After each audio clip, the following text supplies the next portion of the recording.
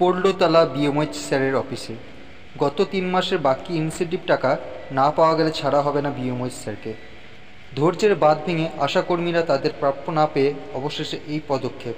যতক্ষণ না বেতন তাদের দেওয়া হচ্ছে সরতে চায় না এক পাও। এমনি এক ছবি দেখা গেল, কি বলছেন শুনে নেব তাদেরই মুখে।